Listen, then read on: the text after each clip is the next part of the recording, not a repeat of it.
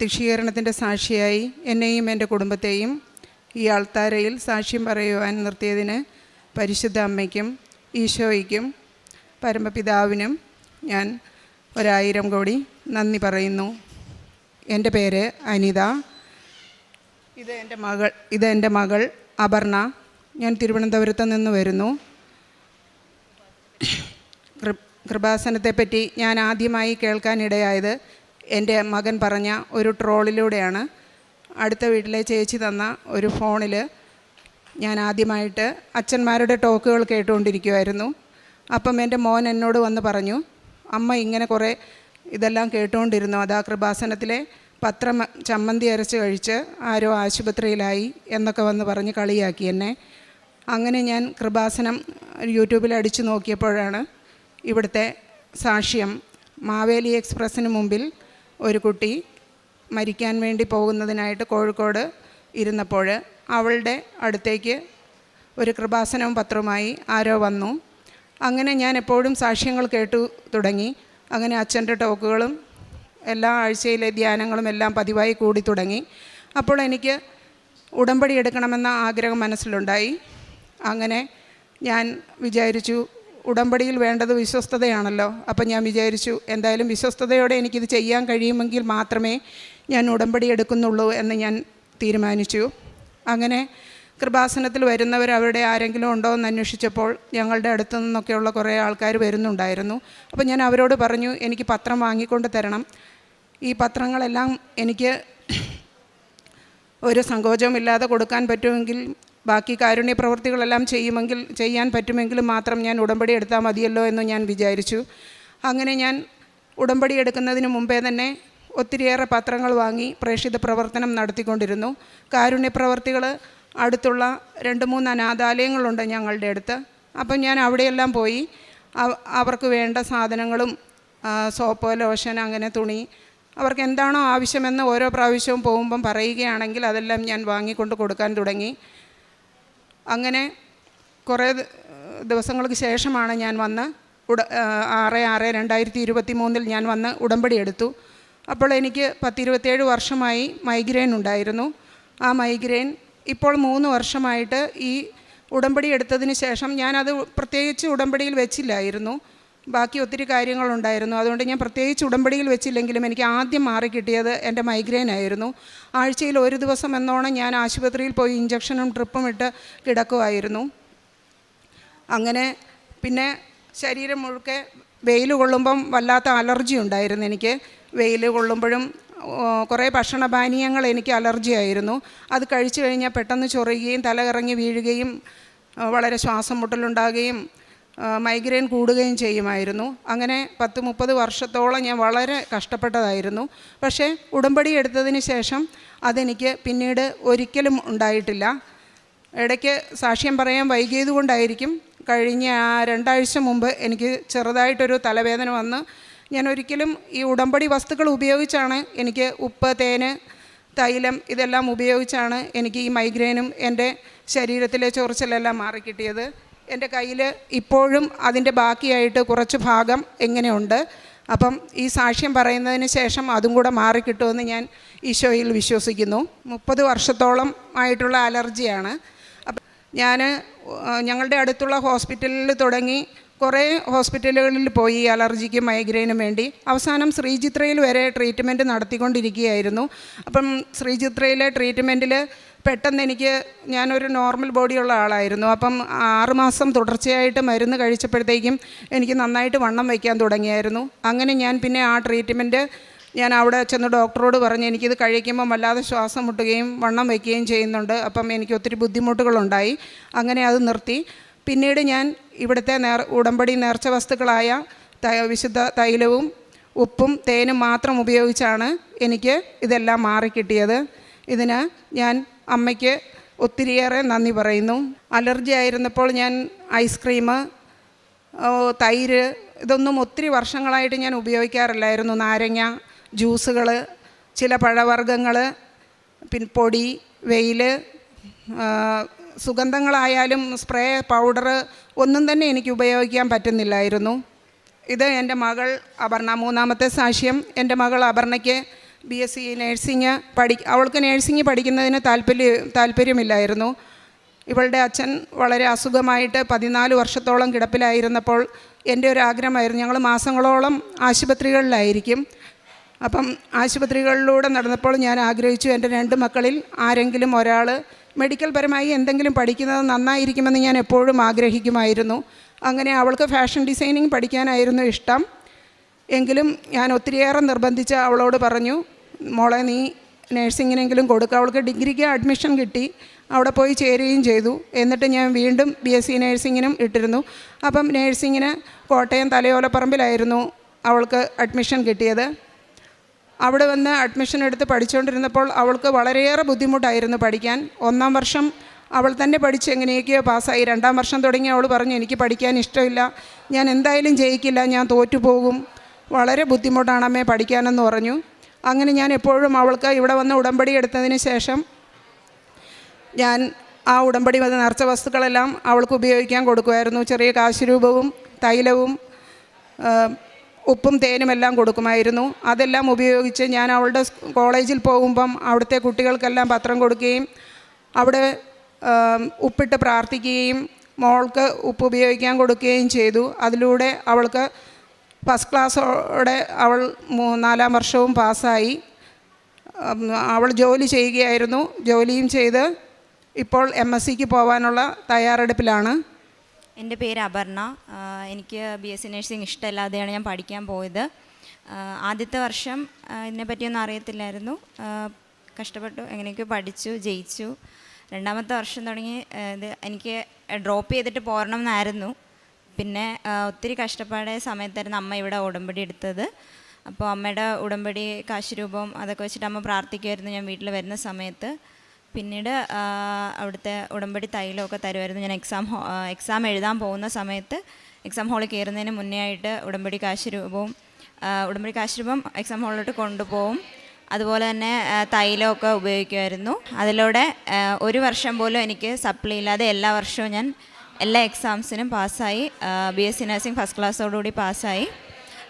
ഇത്ര അനുഗ്രഹങ്ങൾ തന്ന പരിശുദ്ധ മാതാവിനും ഈശോയ്ക്കും ഒരായിരുന്നു നന്ദി. ഞാൻ ആദ്യമായിട്ട് ഉടമ്പടി എടുത്തു. അത് കഴിഞ്ഞ് വന്നിട്ട് ഞാൻ പ്രേക്ഷിത പ്രവർത്തനങ്ങൾ ചെയ്യുന്നത് ഞാൻ റെയിൽവേ സ്റ്റേഷനിലും ബസ് സ്റ്റാൻഡിലും വീടുകൾ തോറും കയറി ഇറങ്ങി നടന്ന് എൻ്റെ എല്ലാ അനുഭവങ്ങളും, എൻ്റെ നാട്ടിൽ ഏകദേശം എന്നെ അറിയുന്ന ഒത്തിരി പേരുണ്ട്. അപ്പം ഞാൻ എല്ലാ വീടുകളിലും കയറി ഇറങ്ങിയിടുന്ന വീടിന് ചുറ്റും എൻ്റെ പരിസര പ്രദേശത്ത് എവിടെയായാലും ഞാൻ അന്യ സംസ്ഥാനത്തിൽ പോകുമ്പോൾ പോലും അവിടെയുള്ള പത്രം വരെ മേടിച്ചുകൊണ്ട് പോയി ഞാൻ പത്രപ്രേക്ഷിത പ്രവർത്തനം ചെയ്യും.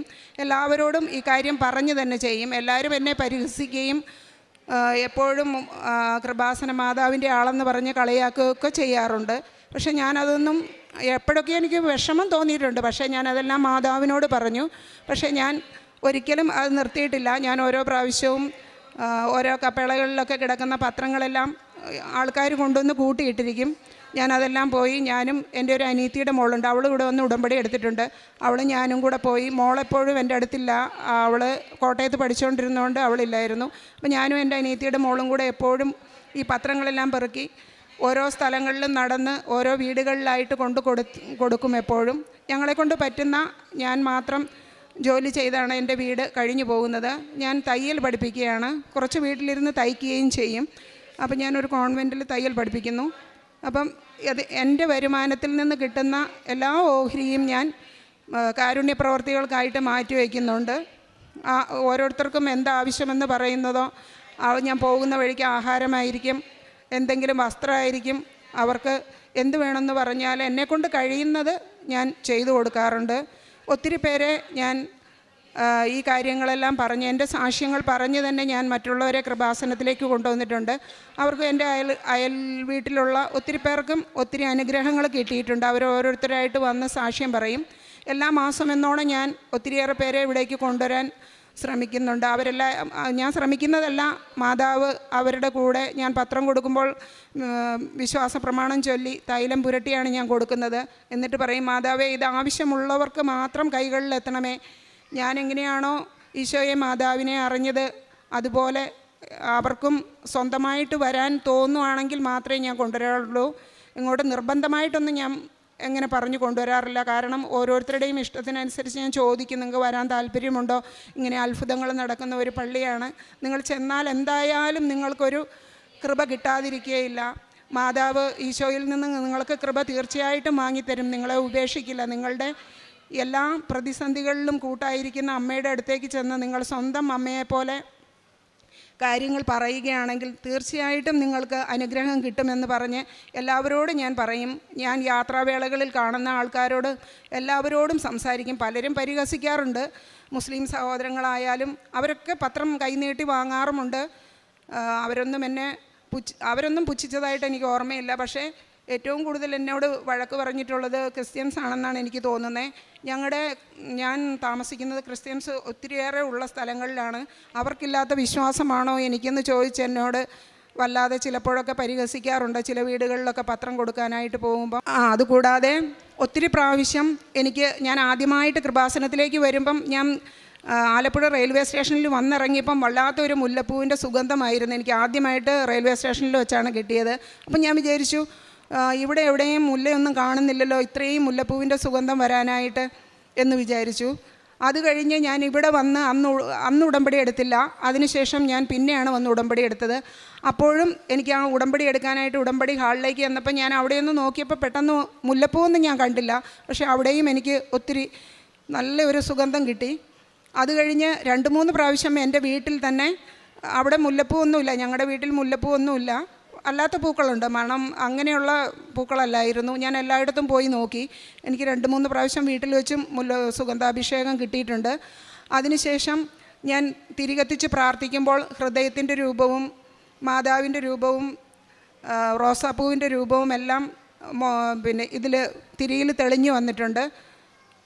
ഈ അനുഗ്രഹങ്ങളെല്ലാം തന്ന അമ്മയ്ക്ക് എൻ്റെ ജീവിതത്തെ ഇത്രയേറെ എപ്പോഴും അമ്മയുടെ ഉടമ്പടിയിൽ ഉറച്ചു നിൽക്കണമെന്നും അവസാനം വരെ ഞാൻ ഉടമ്പടിയിൽ അധികം ആഗ്രഹങ്ങളും അനുഗ്രഹങ്ങളും ഒന്നും ചോദിക്കാറില്ല. അമ്മയ്ക്ക് എന്താണോ ഇഷ്ടം അതെൻ്റെ ജീവിതത്തിൽ നടത്തി തരണമേ. എൻ്റെ വിശ്വാസത്തെ മറ്റാരും പറിച്ചുകൊണ്ട് പോകാത്ത വിധം എന്നെ നിത്യതയിലേക്ക് എത്തിക്കുവാൻ എൻ്റെ ഈ വിശ്വാസം ഉണ്ടാകണമേ എന്ന് മാത്രമാണ്, അമ്മ എൻ്റെ കൂടെ ഉണ്ടാകണമേ എന്ന് മാത്രമാണ് ഞാൻ പ്രാർത്ഥിക്കാറ്. കർത്താവിനോട് മറ്റുള്ളവരെ ഈ അനുഗ്രഹത്തിലേക്ക് കൊണ്ടുവരുവാൻ എന്നെ ഒരു ഉപകരണമാക്കി മാറ്റണമേ എന്ന് ഞാൻ എപ്പോഴും പ്രാർത്ഥിക്കാറുണ്ട്. എനിക്ക് കിട്ടിയ എല്ലാ അനുഗ്രഹവും മറ്റുള്ളവർക്കും കിട്ടണമെന്ന് ഞാൻ ആഗ്രഹിക്കുന്നു. ഈശോയ്ക്കും മാതാവിനും 1000 നന്ദി പറഞ്ഞുകൊണ്ട് എൻ്റെ വാക്കുകൾ അവസാനിപ്പിക്കും. ഈശോയ്ക്കും എൻ്റെ കൃപാസന മാതാവിനും ഞാൻ നന്ദി പറയുന്നു. ഞാൻ ആദ്യമായിട്ട് ഉടമ്പടി എടുക്കുന്നത് 2024 സാഹചര്യം എന്താണെന്ന് വെച്ചാൽ, ഞാൻ എൻ്റെ BSc കഴിഞ്ഞിട്ട് ഞാൻ 2 എൻട്രൻസ് എക്സാം അറ്റൻഡ് ചെയ്തിരുന്നു. ജാമും CUETയും. ജാം എന്ന് വെച്ചാൽ IIT NITയിലേക്കുള്ള എൻട്രൻസ് ആണ്. CUET എന്ന് വെച്ചാൽ സെൻട്രൽ യൂണിവേഴ്സിറ്റികളിലേക്കുള്ള എൻട്രൻസ് ആണ്. അപ്പം ഞാൻ ആ സമയത്ത് ഭയങ്കര എൻ്റെ മെറിറ്റിൽ വിശ്വസിച്ചിരുന്ന ഒരാളാണ്. അപ്പം ഞാൻ എപ്പോഴും പ്രാർത്ഥിക്കുമ്പം എനിക്ക് ഭയങ്കര ഓവർ കോൺഫിഡൻസ് ആയിരുന്നു. സത്യസന്ധമായി പറയുകയാണെങ്കിൽ ഞാൻ വിചാരിച്ചിരുന്നത് ഈ എക്സാമൊക്കെ എനിക്ക് എന്തായാലും കിട്ടും എന്ന് എനിക്ക് ഭയങ്കര ഉറപ്പായിരുന്നു. അപ്പം എൻ്റെ പ്രാർത്ഥനയും അങ്ങനെയൊക്കെയാണ്. അപ്പോൾ എനിക്ക് ജാമിൻ്റെ റിസൾട്ട് വന്നു. ഞാൻ ക്വാളിഫൈഡ് ആണ്, എനിക്ക് നല്ല മാർക്കുണ്ട്. പക്ഷേ എനിക്ക് എവിടെയും കിട്ടിയില്ല. എന്തോ എനിക്ക് ആരുടെയും സപ്പോർട്ടും ഉണ്ടായിരുന്നില്ല, എങ്ങനെയോ എനിക്ക് എവിടെയും കിട്ടിയില്ല. അതേപോലെ അടുത്ത CUETൻ്റെ റിസൾട്ട് വന്നു. ഈ ജാം അറ്റൻഡ് ചെയ്ത സമയത്ത് എനിക്ക് എന്തായാലും നല്ല സ്കോർ ഉണ്ടാവുമെന്ന് എനിക്ക് തോന്നിയോണ്ട് ഞാൻ CUETക്ക് കുറച്ചാണ് പ്രിപ്പയർ ചെയ്തത്. അപ്പോൾ CUETൻ്റെ റിസൾട്ട് വന്നപ്പം എനിക്കൊരു 115 എനിക്ക് മാർക്കുണ്ടായിരുന്നത്. അപ്പോൾ ഞാനിങ്ങനെ അത് കുറച്ച് കുറവാണ്. അപ്പോൾ ഞാൻ നോക്കുമ്പം എല്ലാ സെൻട്രൽ യൂണിവേഴ്സിറ്റികളിലേക്കും അവർ അഡ്മിഷൻ എടുത്ത് 3 ലിസ്റ്റ് വരെ അവരിങ്ങനെ അഡ്മിഷൻ ലിസ്റ്റ് ആരെയൊക്കെ എടുത്തു എന്നുള്ള ലിസ്റ്റ് അവരുടെ സൈറ്റിലിടും.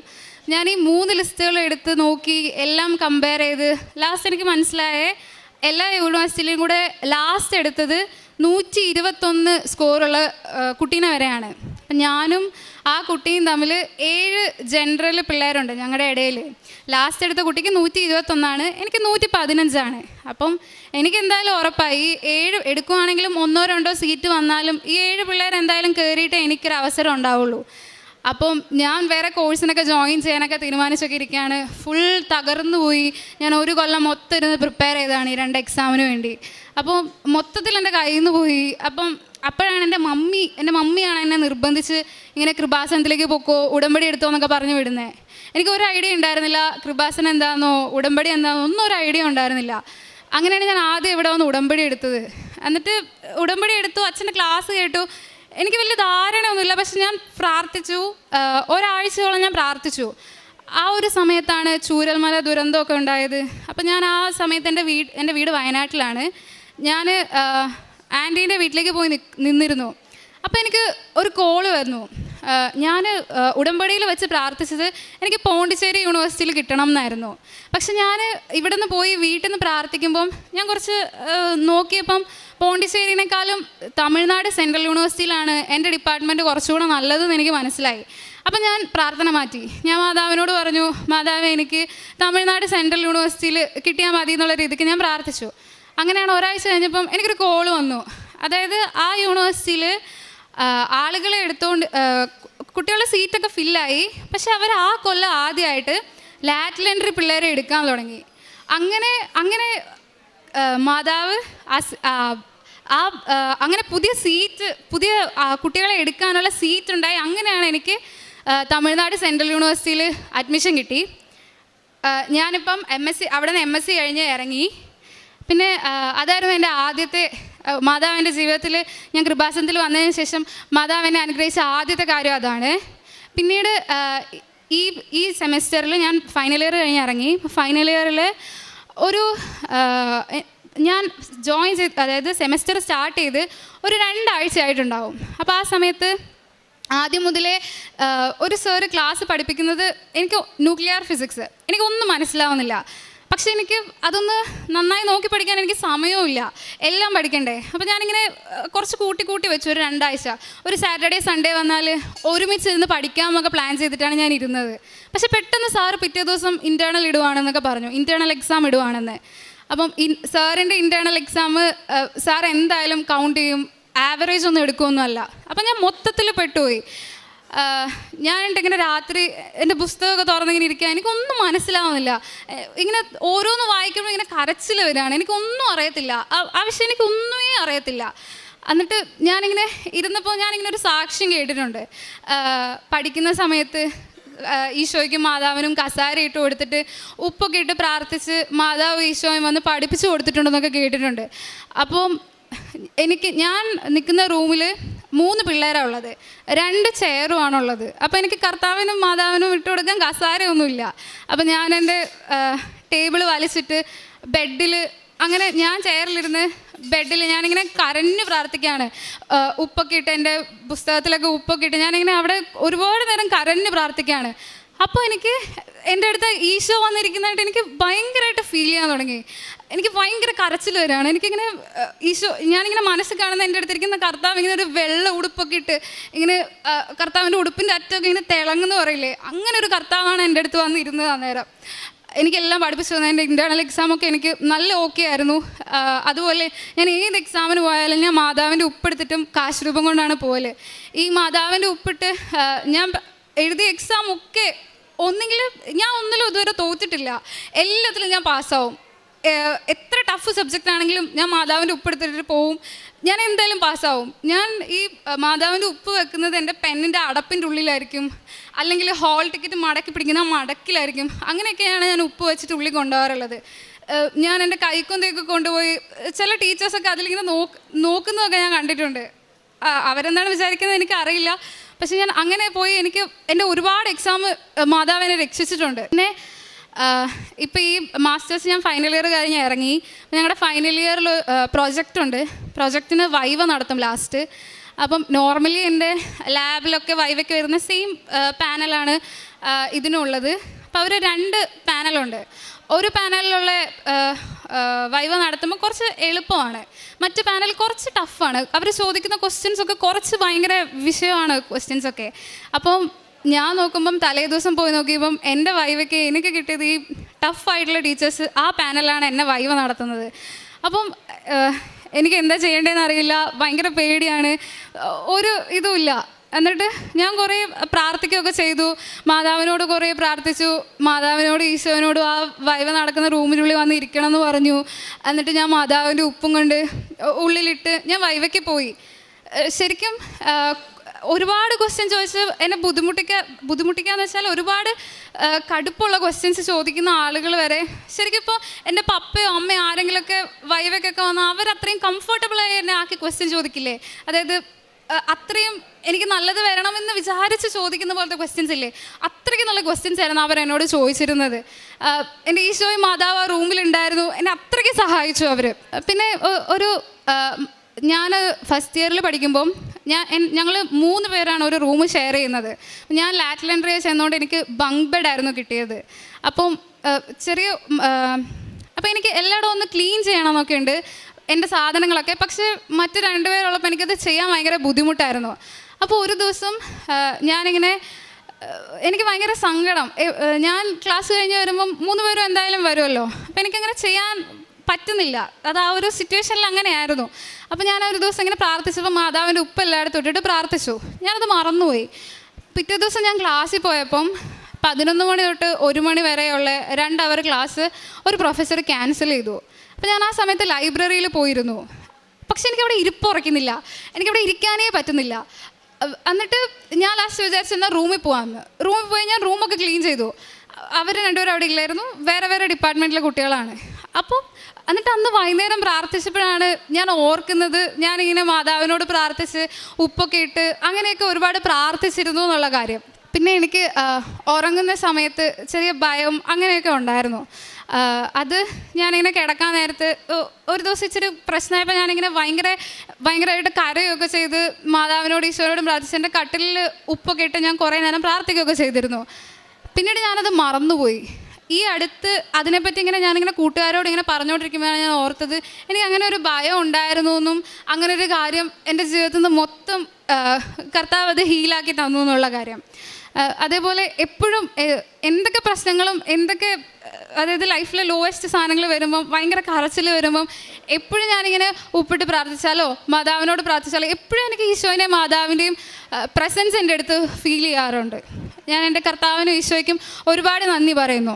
ഞാൻ ചെയ്യുന്ന കാരുണ്യ പ്രവർത്തികൾ ഞാൻ മറ്റുള്ളവരെ സഹായിക്കാറുണ്ട്, സാമ്പത്തികമായിട്ടല്ലെങ്കിലും. അതായത് എൻ്റെ കൂട്ടുകാരിപ്പം എനിക്ക് ചിലർക്കൊക്കെ ചില കാര്യങ്ങൾ ആവശ്യമുണ്ടെന്ന് അറിയാം, അങ്ങനെയുള്ളവരെ സഹായിക്കാറുണ്ട്. വഴിയരികിൽ കാണുന്നവർക്ക് ഭക്ഷണം മേടിച്ചു കൊടുക്കാറുണ്ട്, വസ്ത്രമൊക്കെ കൊടുക്കാറുണ്ട്. അങ്ങനെയാണ് ഞാൻ കാരുണ്യ പ്രവൃത്തി ചെയ്യാറുള്ളത്. പ്രേക്ഷിത പ്രവൃത്തി ഞാൻ ഇവിടെ നിന്ന് കൊണ്ടുവന്ന പത്രം ഞാൻ തമിഴ്നാട്ടിലാണ് പഠിച്ചത്, അപ്പോൾ അവിടെയും ഇവിടെ കേരളത്തിലൊക്കെ കൊടുക്കാറുണ്ട്. അതേപോലെ അങ്ങനെയൊക്കെയാണ്. പിന്നെ ഞാൻ തമിഴ്നാട്ടിൽ അവിടെ ഒരു പള്ളിയിൽ നമ്മൾ കുറച്ച് ആൾക്കാർ കുറച്ച് ആക്റ്റീവായി എല്ലാം ചെയ്യാറൊക്കെ. സങ്കീർത്തനങ്ങൾ 52-ാം അധ്യായം 9-ാം വാക്യം. അങ്ങ് നൽകിയ അനുഗ്രഹങ്ങളെ പ്രതി ഞാൻ എന്നേക്കും അവിടുത്തോട് നന്ദി പറയും. അങ്ങയുടെ ഭക്തരുടെ മുമ്പിൽ ഞാൻ അങ്ങയുടെ നാമം പ്രകീർത്തിക്കും, എന്തെന്നാൽ അത് ശ്രേഷ്ഠമാണ്. പരിശുദ്ധ അമ്മയുടെ പ്രത്യക്ഷീകരണ സാക്ഷിയായിട്ട് ചിഞ്ചു NT വയനാട് നമുക്ക് മുമ്പിൽ തൻ്റെ അനുഭവ സാക്ഷി നമുക്ക് പങ്കുവെക്കുകയായിരുന്നു. ഈ മകളുടെ പ്രാർത്ഥന ജീവിതത്തിൽ നമുക്ക് മനസ്സിലാക്കാൻ കാണുന്ന ഒന്നുണ്ട്.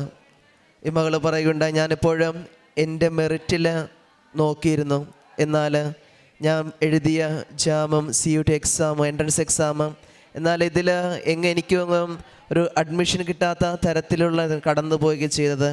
അങ്ങനെയാണ് ഈ മകൾ ഉടമ്പടി എടുക്കുവാനായിട്ട് ഇങ്ങോട്ട് വരികയൊക്കെ ചെയ്യുന്നത്. എന്നാൽ ഉടമ്പടിയോട് ചേർന്ന് കഴിഞ്ഞപ്പോഴത്തേക്കുമാണ് ഈ മകൾക്ക് മനസ്സിലാകുന്നത്, ദൈവത്തെ തൻ്റെ ജീവിതത്തോട് ചേർത്തി കഴിഞ്ഞാൽ പൂർണ്ണമായിട്ടും പരിശുദ്ധ അമ്മയുടെ ഇടപെടൽ ഉണ്ടാകുന്നുള്ള ബോധ്യം. അതുകൊണ്ട് തന്നെ ഈ മകൾക്ക് സെൻട്രൽ യൂണിവേഴ്സിറ്റിയിൽ തമിഴ്നാട്ടിൽ അവിടെ അഡ്മിഷൻ ലഭിക്കുകയും അവിടെ തുടർന്ന് പഠിക്കുവാനൊക്കെ ആയിട്ട് സാധിക്കുകയും ചെയ്തത് ഈ പരിശുദ്ധ അമ്മ ഈ മകളുടെ ജീവിതത്തിൽ ഇടപെട്ടത് കൊണ്ട് മാത്രമാണ്. അതുപോലെ തന്നെ അവിടെ ആയിരുന്നപ്പോഴും പരീക്ഷാ പാനലൊക്കെ ആണെങ്കിലും നിരവധിയായ തടസ്സങ്ങളുണ്ടായിരുന്നു. അത് നേർച്ച ഉടമ്പടി വസ്തുക്കളോട് ചേർന്നുകൊണ്ട് അത് ഉപ്പിട്ടും ഉടമ്പടി തൈലൊക്കെ ഉപയോഗിച്ച് പ്രാർത്ഥിച്ചപ്പോഴും അത് പൂർണ്ണമായിട്ടും ഈ മകൾക്ക് പരിശുദ്ധ അമ്മയുടെ തുടർന്നുള്ള സംരക്ഷണം കൂടെ ഉണ്ടായിട്ടുണ്ടായിരുന്നു. കാരണം എക്സാം പാനലിലേക്ക് വരുന്ന പ്രൊഫസർമാരാണെങ്കിലും ഒരു മാതാപിതാക്കളോട് സംസാരിക്കുന്നത് പോലെയാണ് മകൾക്ക് എക്സാമിലൊക്കെ പങ്കെടുക്കുവാനൊക്കെ ആയിട്ട് സാധിക്കുകയൊക്കെ ചെയ്തു. അത് പരിശുദ്ധ അമ്മയോട് ചേർന്നുകൊണ്ടും അതുപോലെ ഈശോയെ തൻ്റെ സാന്നിധ്യം കൊണ്ട് മനസ്സിലാക്കുവാനൊക്കെ ആയിട്ട് ഈ മകൾക്ക് സാധിച്ചത് ഉറച്ച വിശ്വാസം തന്നെയാണ്. അതുകൊണ്ട് തന്നെയാണ് ഈ മകൾക്കുണ്ടായിരുന്ന ചില ബുദ്ധിമുട്ടുകളൊക്കെ അത് ഭയമാണെങ്കിലും മറ്റു കാര്യങ്ങളിലാണെങ്കിലും അത് പരിശുദ്ധ അമ്മയുടെ സംരക്ഷണത്തിലൂടെ എല്ലാറ്റിനെയും മാറ്റിയെടുക്കുവാനായിട്ട് ഈ മകൾക്ക് സാധിച്ചത് ഉടമ്പടിയോട് ചേർന്ന് കൊണ്ടുള്ള തൻ്റെ ജീവിതം തന്നെയാണ്. നമുക്ക് ഓരോരുത്തർക്കും പ്രാർത്ഥിക്കേണ്ട സാധിക്കണം. ഇനി ഈ മകളുടെ ജീവിതത്തിൽ തുടർന്ന് പരിശുദ്ധ അമ്മയുടെ പ്രത്യക്ഷീകരണ സാക്ഷിയായിട്ട് ഈ മകളെ ഇനിയും മാറ്റണമേ എന്നും, ഒപ്പം നമ്മുടെ ഓരോരുത്തരുടെയൊക്കെ നിയോഗങ്ങളിലും ആവശ്യങ്ങളിലും പരിശുദ്ധ അമ്മ നമ്മളെയും പ്രത്യക്ഷീകരണ സാക്ഷിയായിട്ട് മാറ്റട്ടെ എന്ന് നമുക്ക് പ്രാർത്ഥിക്കാം. അത്യപൂർവ ദൈവാനുഭവങ്ങൾ